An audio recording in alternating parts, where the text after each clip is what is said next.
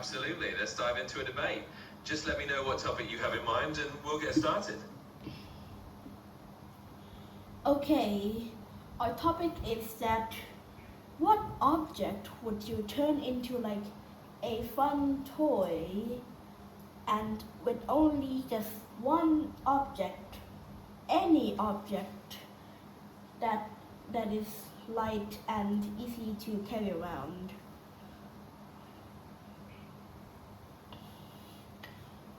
Oh, that's a fun debate topic. All right, let's see. If I had to pick just one light and easy to carry object to turn into a fun toy, I might actually pick a rubber band. I feel like you can do a lot with a rubber band. You can turn it into a little launcher, you can use it to make a mini catapult, or even create a kind of game of flicking it at targets. But I'm curious what you pick. Let's hear your side. Well, what I would pick, I would pick the bottle cap, which, yeah, I like to play with it a lot. So, tell me, how would you play with a rubber band? Like what would you turn it into for fun and never get bored of?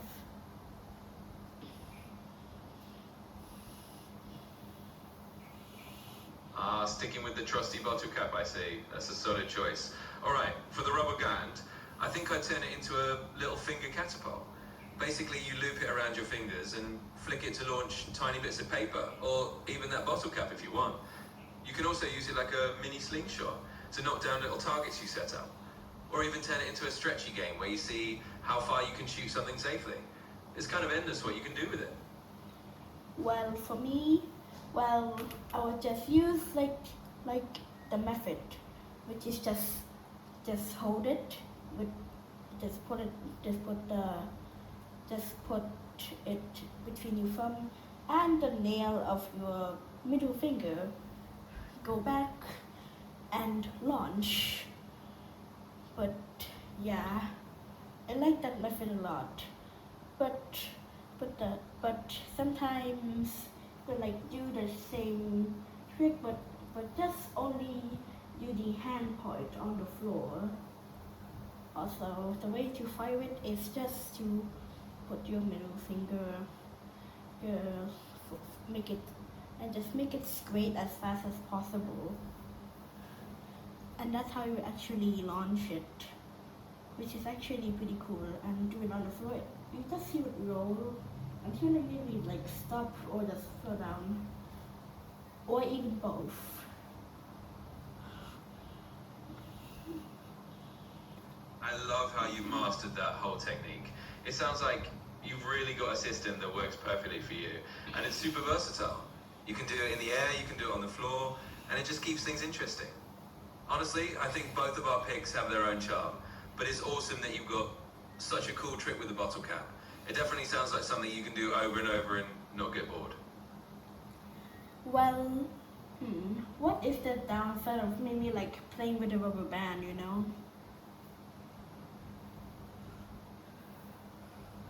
Yeah, that's a fair question. I guess one downside of playing with a rubber band is that it can snap if you stretch it too far, and that can sting your fingers a bit.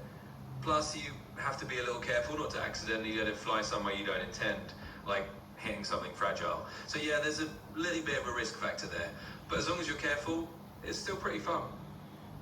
Well, with the downside of playing with the method of me playing with the bottle cap, well, by the way you actually hold it, and which is how you hold it, and well, it can be a bit uncomfortable because of the ridges of the bottle cap, which is pretty annoying.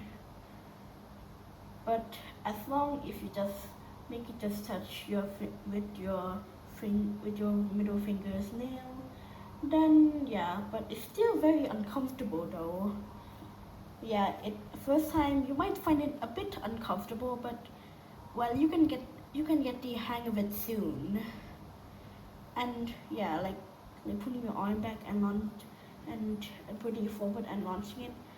Well, sometimes it can be a bit hard, and sometimes like it can like flip, it can like mess up and just goes wild and just hit something, and and wouldn't go that far, or just fell. And yeah, it sometimes happens, but you can get the hang of it soon.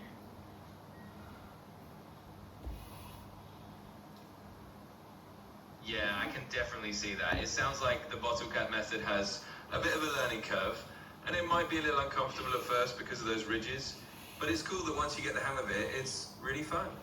So I guess both of our little objects have their quirks. It's all about practice and getting comfortable with your own style.